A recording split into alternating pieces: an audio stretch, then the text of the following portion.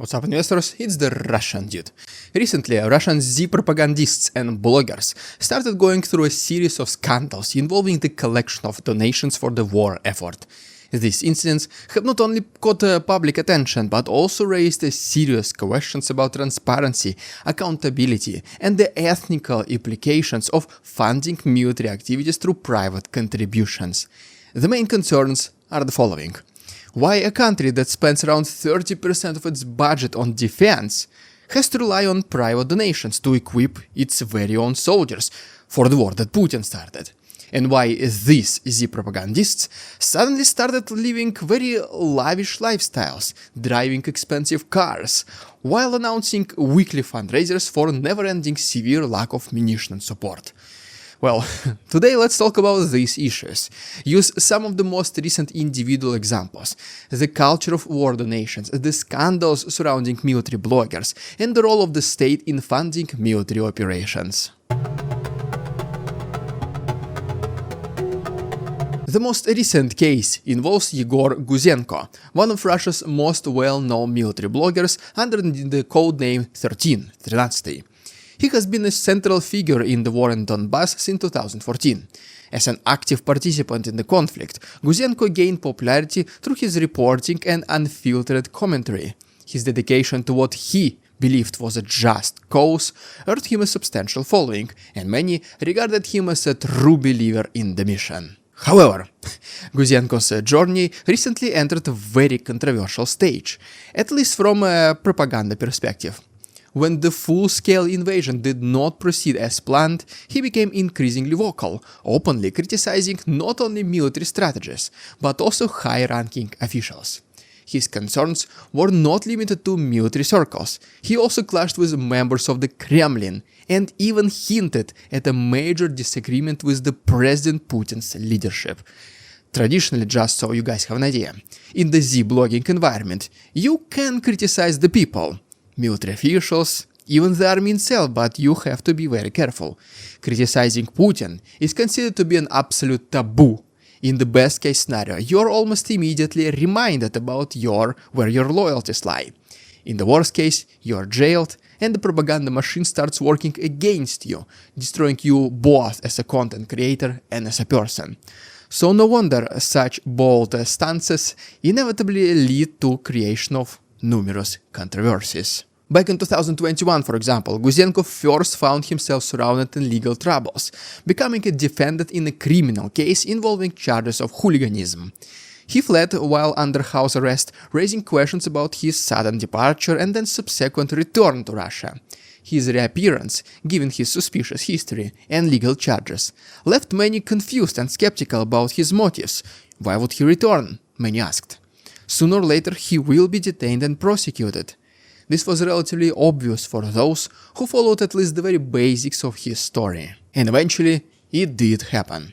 The reaction to Guzenko's most recent detainment, which happened around 9 days ago, has been polarized within the blogging community. Some authors have rallied to his defense, highlighting his contributions and dedication. Others have expressed satisfaction at his detention. Critics accuse him of misusing funds collected under the cover of humanitarian aid, stating that he diverted resources for personal use and questionable activities. These allegations have only intensified the scrutiny on Guzenko and initiated even broader discussions about the integrity of individuals involved in war-related fundraising. The practice of collecting money for the war effort in Russia has become relatively popular, happening throughout different methods. There are voluntary contributions from citizens who, driven by patriotism or a sense of duty, donate directly to personal bank accounts of military bloggers or so-called volunteers. Then there are mandatory contributions extracted from employees of government institutions, such as schools, hospitals, police, you name them, where a portion of their salaries is withheld under the premise of supporting the military. And, well, as you can imagine, this is a proposition that is often difficult or even impossible to refuse. The reasoning here is that the government pays your salaries, so don't complain if the government takes a part of your salary to pay for their needs. Well, occasionally it is something war-related. It does not matter if you like it or not, because if you don't, there are plenty of people who can replace you. This ecosystem inevitably led to a rise of private collectors and organizations competing for donations. Some are officially affiliated with the state or regional authorities, while others operate independently.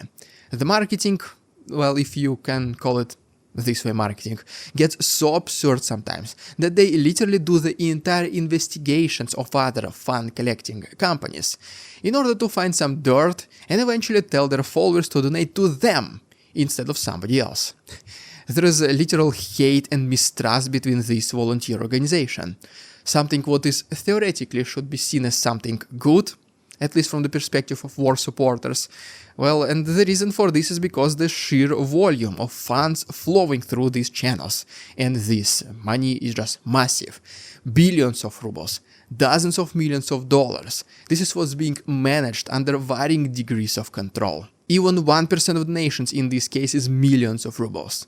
Something what can be considered literally as an accounting errors by some is an actual big sum of money for those who stole it. High-profile personalities like Vladimir Slavyev have established their own large-scale funds, such as what his one is called is the SVR fund, which reportedly collected 603 million rubles over a year, which is more than $6.3 million. While these funds' activities are publicly documented, concerns about so-called administrative expenses and the actual allocation of resources, well, these concerns are very legit.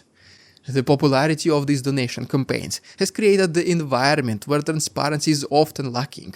The appeals for contributions are ever present, amplified by television and social media, almost feeling like begging from time to time. Another way of asking for more donations is by making people feel bad.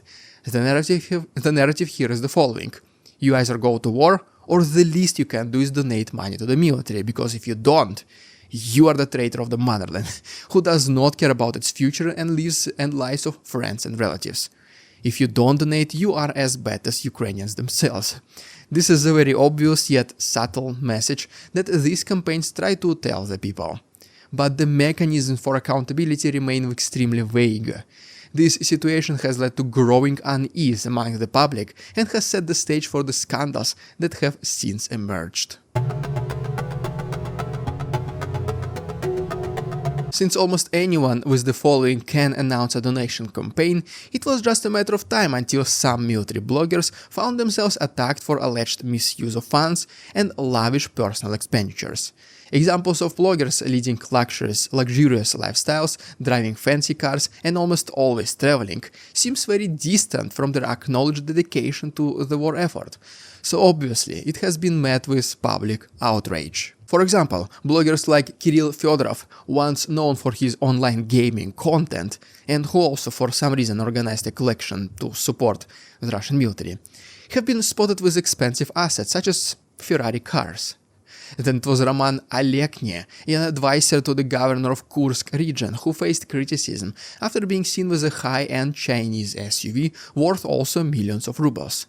These discoveries fueled suspicions that donations intended for frontline support are being diverted to personal gain, and honestly, to be honest, if you think about it, I would not even call them discoveries, because people who don't see a problem stealing donations to buy expensive things will not be able to resist the temptation to show them off. And that is pretty much exactly what happened. Pictures of unexpected and unexplained lavish lifestyles accessories appeared on platforms such as Instagram, which also at the same time, if you remember, is banned in Russia, so that's another problem for another video. Internal conflicts among bloggers have further destroyed the image of these fundraising activities. Accusations of theft, fraud, and unethical behavior circulate widely, with famous figures like, once again, Vladimir Slavyev, openly criticizing and distancing themselves from certain individuals. The rivalry and public disputes have not only undermined trust, but have also highlighted the absence of a unified and regulated approach to managing donations. Z-bloggers basically found a perfect once-in-a-lifetime opportunity to get as rich as possible through announcing these very donations. There is not that much accountability. You can just literally ask your soldier friend to record a video thanking for the donations, and that's pretty much it. Not too many people donating $5 will ask for a full report. And all the Z-bloggers need to do in order to get away with the stealing is just not to show off online. Well, as you can see, it is a very complicated task for a lot of them. That's why some people started even seeing these donation campaigns as online scams, which in reality became very similar to each other. In another scandal, the blogging duo known as Katya and Valia faced allegations of misusing the funds as well. What a surprise. Their rapid fundraising success and claims of delivering humanitarian aid at unprecedented speeds drew both admiration and skepticism. Critics within the blogging community accused them of deceit and exploiting the goodwill of their audience, and I don't think that these accusations are groundless. So, as you can see, even supposedly the biggest supporters of war inside Russia do not see this as a righteous war. Otherwise, they will be truly helping the Russian army as much as they could. If you truly believe that you are on the good side of the story of the history, and if you have the power to influence the outcome at least a little bit, the very last thing you will do is to take advantage of the situation. So apparently, to sum it all up, even Z-Propagandists don't believe in the mission they're doing, let alone the regular people of Russia. The prevalence of military fundraising for military purposes raises critical questions about the role of the state in financing its own defense efforts. Russia's military budget is substantial and has been a significant increase in recent years. The government's proposed spending on national defense for the upcoming year is 13.5 trillion rubles, with an additional 3.5 trillion allocated for national security, almost 30% of Russia's entire budget. These figures surpass such expenditures as social policy, healthcare, education, housing, environmental protection and culture and, yes, you guessed it, combined. Despite this immense allocation of resources, there still remains a persistent need for public donations to support basic military needs. Reports of volunteers raising funds for repairing vehicles, purchasing equipment and even supplying wood, lumber to the front lines suggest gaps in the provision of essential supplies by the state. So the logical question is, where does trillions of rubles go then? This paradox prompts a critical examination of budgetary priorities and the effectiveness of resource distribution within the military. The reliance on citizen contributions not only places an additional financial burden on individuals, because don't forget that taxes in Russia increase every year as well, but it also obscures the accountability of government agencies responsible for equipping and supporting the armed forces. It raises ethical concerns about the justification of such demands, when taxpayers are already contributing significantly through mandatory channels. And when the money ends up stolen by the organizers, well, it is no wonder people are furious. All this, if you think about it, by the way, makes a perfect sense right now. When private so-called charity organizations see that the military itself does not care much about supplying its own soldiers, it serves as an example for them to do exactly the same. If billions of rubles are stolen and soldiers are forced to fight with an outdated equipment or share a rifle among 3 people, how much worse stolen just a couple of million rubles can get? The squad will not get a dozen extra drones, so what? I mean, yeah, it's bad, but they can handle it. After all, the Ministry of Defense already stole billions from them, so yeah, what's the problem?